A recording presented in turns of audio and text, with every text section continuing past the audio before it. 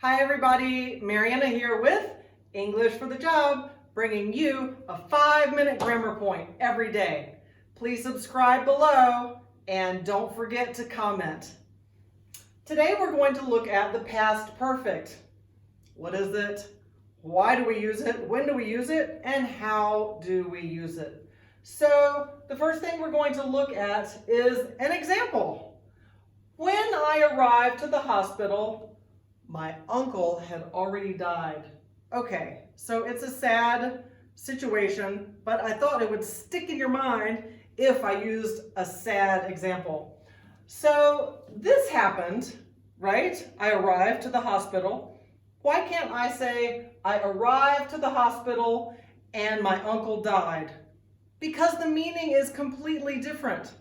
If, for example, I went to the hospital and I was able to say goodbye to my uncle, maybe he took his last breath, but I was able to tell him that I loved him and I still saw him before he died. Now, this is a sad situation. I want to show that when I arrived to the hospital, it was too late. He had already died. So I have to use the past perfect. The past perfect shows me that this event happened in the past before another past event. Did you get that? This past event happened before this past event. Okay, so one more time. When I arrived to the hospital, my uncle had already died. And there's a key word there. I know you like keywords. Many times with the past perfect, you'll see this word already.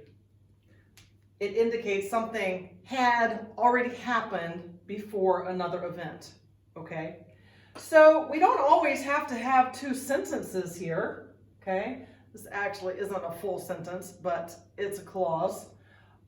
You could have a short expression. For example, before 9/11 in the USA, before 9/11, the bombing of Pearl Harbor had been the largest attack on the USA. Now,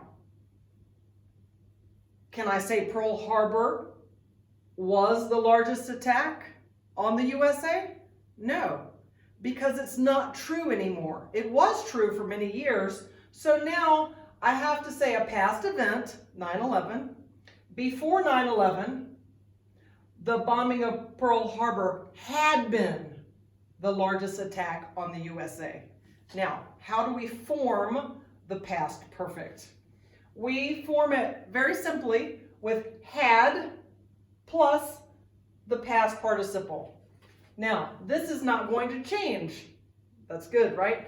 I had, you had, he had, okay? So we can use this, and it's the same with every pronoun. So, my uncle had already died. Sometimes the past participle is going to be a simple, it looks like simple past tense, right? But remember, in the back of your book, quite often in the back of the book, you've got a verb chart, and it has the root form, the maybe irregular past tense, and then the past participle. So it's the third column. Quite often the past participle is irregular, and you'll see things like flown, known, been, seen. You see, there's usually an in there for the past participle for the irregular verbs. So I hope that explains a little bit about the past perfect.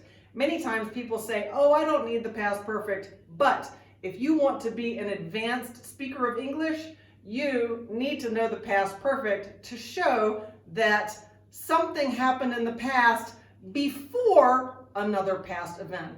One other last example I'd like to give you, because these are sad situations, let's talk about a happy situation. Maybe there was a school trip on an airplane. And there were 10 students on the airplane. Let's talk about it in past tense. Last week, there was a flight to Spain. 10 students were on that flight. Now, that's last week, right? Before last week, those students had never been on an airplane. Before last week, those 10 students had never flown before.